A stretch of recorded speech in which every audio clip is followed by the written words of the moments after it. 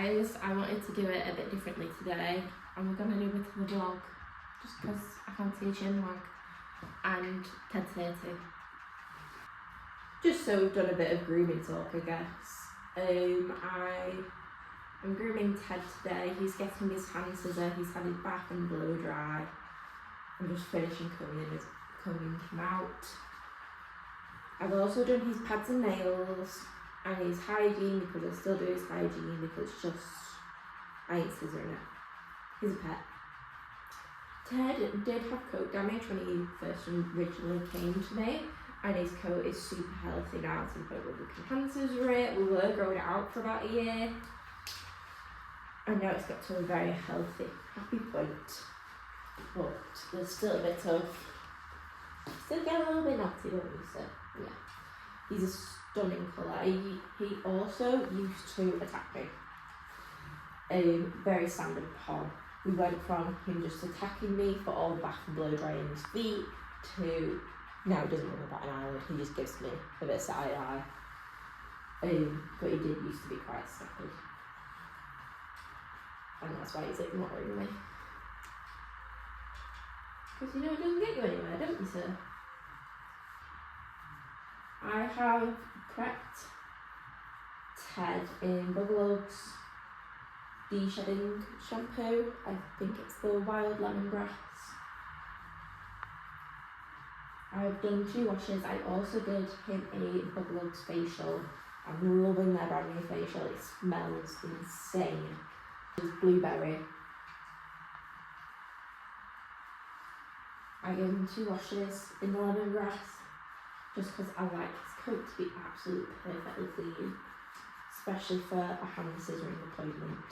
Well, for any appointment really, but even more so for a hand scissor.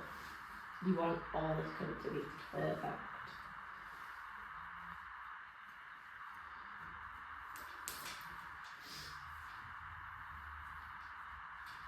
Oh no, you're so lazy.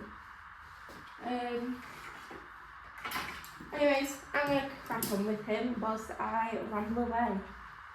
So I have been dog grooming now for, we're going to be on 8 years this year. I'm going to be on 8 years this year. I started work as an apprentice in just a local salon straight after high school, so September 2018.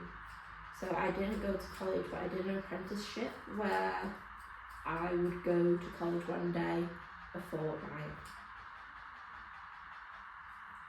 So then I could do my theory. I also passed on my GCSEs, so it's not like I really had to go to college.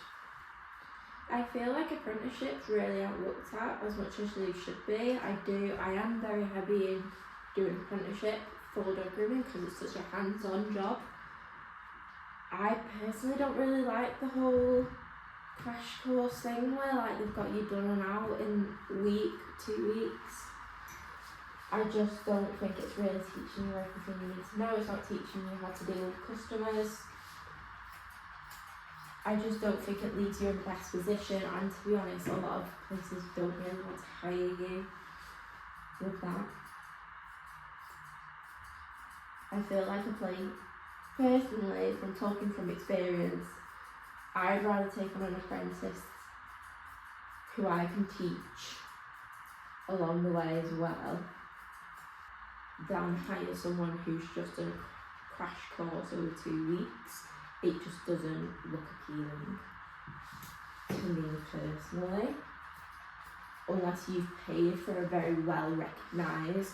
The top one I would say to go if you were going to go do a course is go get Sitting Guilds. They're the most recognised, they're the most recommended, they teach you the most, they cover everything you need to know. I would say if you are going to do the quick course,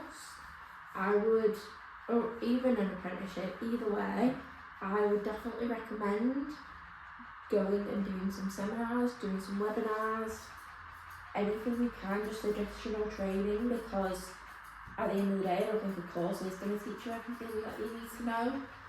It's great to know that wherever you're going to go work, if it's very heavily populated with a certain breed, I would recommend going and doing a crash course on that breed.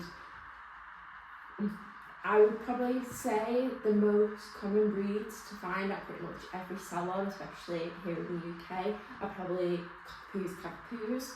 So as much as you don't really probably want to do them, you're going to have to probably do an extra course in them, because you are going to end up with a lot through that door. So you might as well like make lemonade out of lemons. If I sound really dodgy today, I'm really sorry. I've got a cold.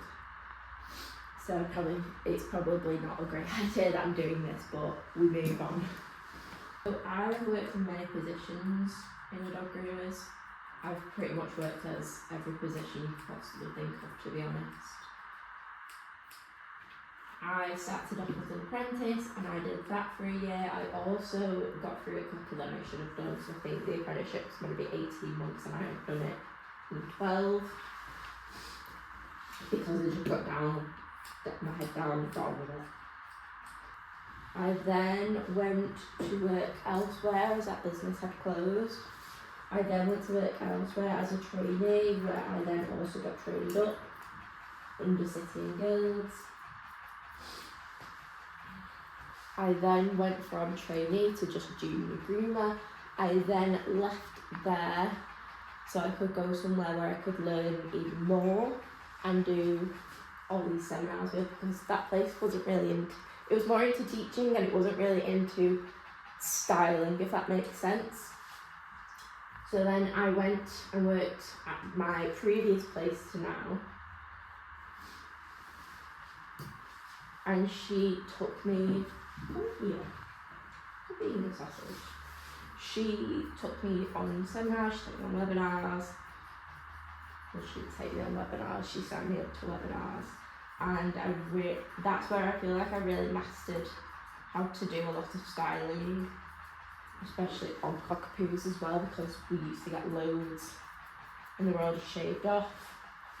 What I would say is, don't stop someone from giving you advice just because you think you don't need it, or because I think a lot of groomers have like tunnel vision where they don't need it, where no one's trying to be nasty to you, everyone's just trying to help you. I think as well, with doing stuff like webinars, it does give you a refresher on these are dogs that we are handling as well. If you go into the right, learning from the right people, that is obviously, but these are dogs, and it refreshes your brain on how to handle them and how you should also be handling their customers, their parents, their owners, their needs. So that's a great example of why you should go and learn at a seminar, because I did a seminar of someone and they were doing a POM. Otherwise, I don't think I ever would have bothered. It's just good to go on these things and just continue to educate yourself. The seminar I saw of a Pomeranian was actually 3 groomers, and one of them was a Pomeranian. I didn't even go to watch that. I went to go watch the other one doing the Shih Tzu. I learned so much more, and I learned there's a lot more technique than what you realise. Otherwise, I don't think I ever would have learned how to do this. I don't think I would have been able to keep the customer. I also don't think I would have ended up gaining more POMs out of it as well. And now I've got a real love for doing things because I know how to do it and I know what I'm doing. I think when groomers are like, oh, I hate it, I personally think it's coming from a place of they're a bit lost on what they're doing and how they should be doing it. I feel like that's the breaking or making point of a good dog groomer, whether or not they then go out and get additional training, or whether or not they don't bother. So from my last place that I worked at where we did extra styling, I was still a junior stylist there. I was probably edging into becoming senior stylist, and then the lady I worked for left the business, but the business luckily didn't have to close down. I then became salon manager of it and helped the owner run it. So then it was me running it, I was the head groomer, there was no one else above me grooming wise. I also took on an apprentice of my own and taught her. Felt like a bit like when the student becomes the master, that's what it kind of felt like. Since then, I knew the business was on its way to closing down, therefore I kind of just kept an eye out. I knew it wasn't immediately going to go, but so I had a good stint of time to kind of get myself sorted out.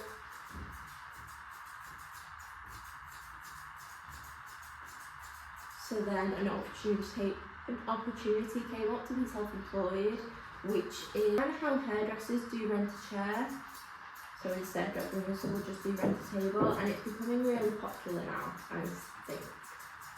So the way how rent a table works is it'll obviously all be in a contract, and you will just be given a set day rate, and whoever you're renting the table from will probably provide you table, blaster, bath, sometimes shampoo, sometimes clippers.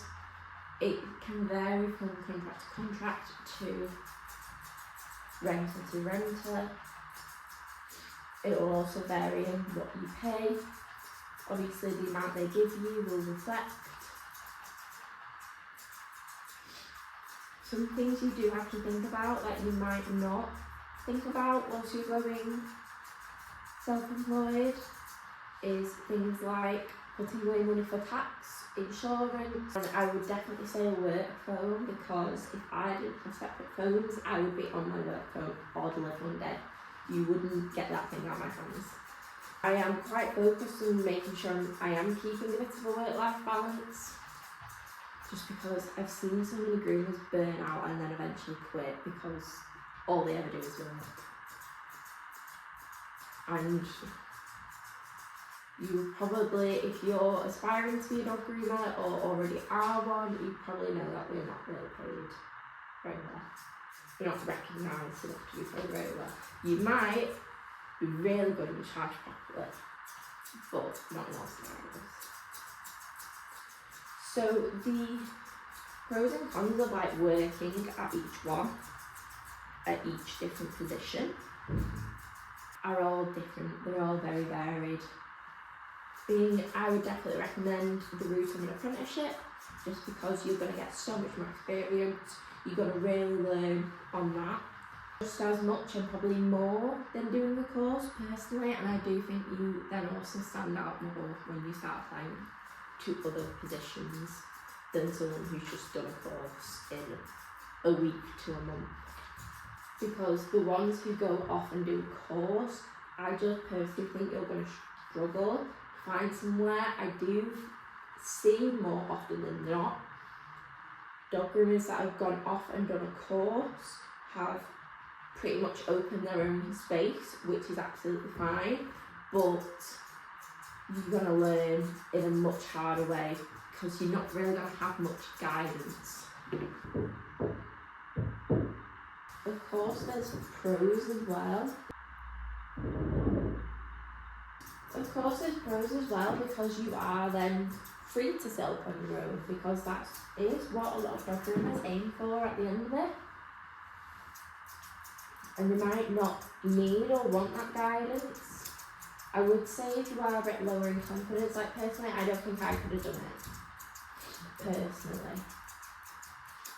Now, the different pros and cons between being employed and self-employed, there's a lot. For example, if you are employed, you're getting sick pay, you're getting maternity pay, you're getting holiday pay. You've not really got anything to worry about. The only thing you have to worry about is the actual grooming itself. You are going to be watched for pretty much all of it. Someone else is going to be constantly judging your work, not the owner but another groomer. You probably aren't really going to get the time you want. You are probably going to get time restrictions for pretty much everything. When I was employed, we were time restricted, so we only had an hour and a half per dog. You weren't allowed any longer unless it was a giant breed. Then you'd be given a little bit extra time, maybe 2 hours instead of an hour and a half. But hour and a half is generally what they expect you to work on. Whereas being self-employed, you get to control that yourself. So if the dog's taking you longer, you don't have to rush. It's at your pace. So for example, Ted here, Ted's full hand scissor takes me just over 2 hours, because I do like taking breaks as well, because as you can see, it's also, when you're self-employed, you're in complete control of when you're here, when you're not, your prices, which dogs you groom. Most employed places aren't really going to give you the option. If you have a dog that you find really difficult, it's going to be a bit tough, unless you want to go speak to the owner. But being employed, you don't really get... Personally, I think being employed doesn't really teach you how to deal with owners. It's just a bit of a learning curve, depending where you're working. Whereas when you're employed, if for example my last dog of the day didn't show up, being employed would either probably mean you're still going to get paid but you need to stay here and clean, or you can go home but you're taking a pay cut. And being self-employed, again, doesn't really mean you have to clean, because you're only renting the space, so you only have to clean the stuff you have to clean every day anyway. You can pretty much do your cleaning and go, but it also means you're at a loss, so then you've got to chase up that person for whatever policies you have in place. Some people might not have any. I personally have it, so if someone no-showed me, they do have to pay in full before they can book another appointment. I would say as well, a good pro and con about being employed and self-employed: if you're employed, you don't have to go customer hunting, whereas if you're self-employed, you do. So you need to make sure you are on social media, going out handing cards. You need to make sure you're actively advertising too on top of that. Whereas being employed, you don't really have to worry about any of that. We're back. Ted's just been on the floor making some stupid noises, so I thought I'd carry on. He's standing so silly today, aren't we? We're being a sausage. I'm going to take this separately just because he's usually really good. I feel like it could help him a bit, but most maybe not. So yeah, there's definitely loads of pros and cons to being self-employed. If anyone does have any questions on what it is like being self-employed, please drop them below. I feel like I wouldn't have been prepared for it if I hadn't run a salon. If it weren't for that, I don't think I ever would have even tried, to be honest. I just think I would have just carried on being self-employed, but I think what I can see growing is a lot of groomers don't want to hire anymore. They want everyone to be self-employed, which is great for experienced groomers. Just don't think it's the greatest idea for newbies, unless you're willing to give them a lot of support. I do think we need to carry on accommodating for new groomers, whereas self-employed might better your business, but then you might not get anyone. Advice I would kind of give to anyone being a dog groomer, whether or not you're employed, self-employed: read all your contracts, stick by your contracts, don't take what is verbally said, take what is written down on a piece of paper.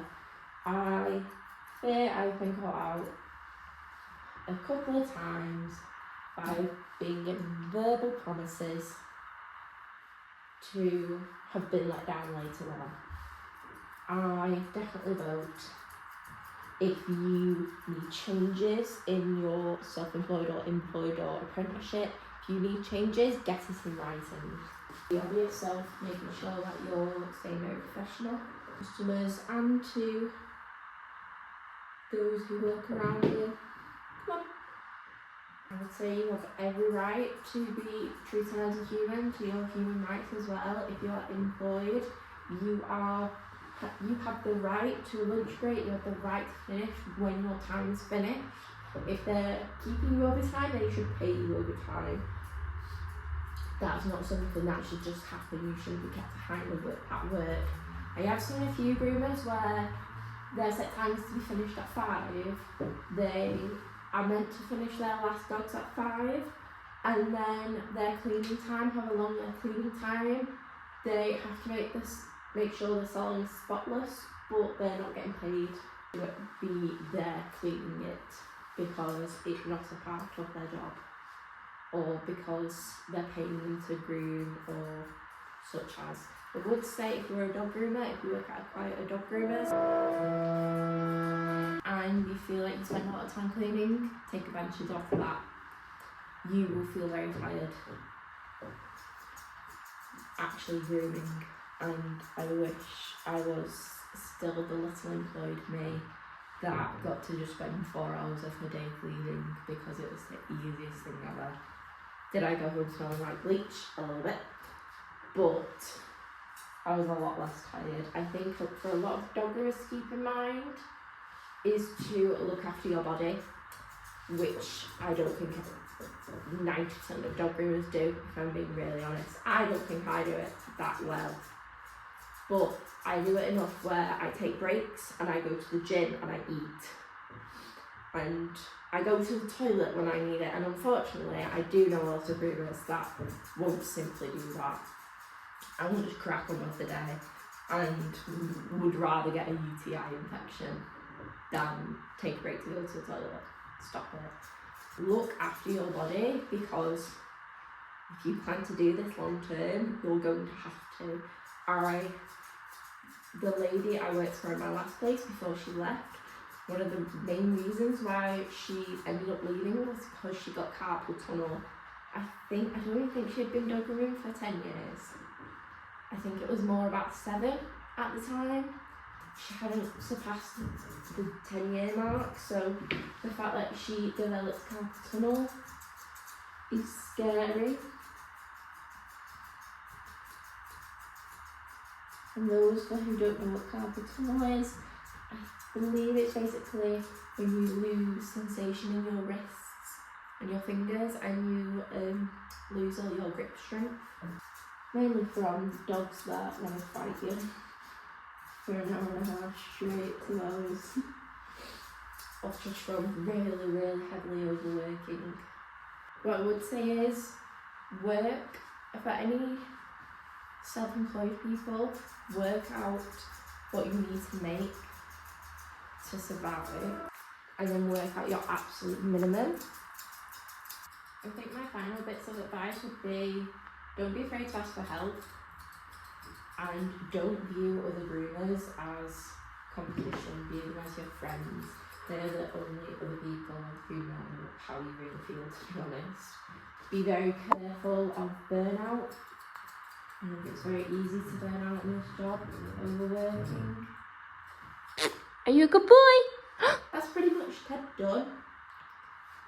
He's pretty much all done. Thank you for listening to me rant.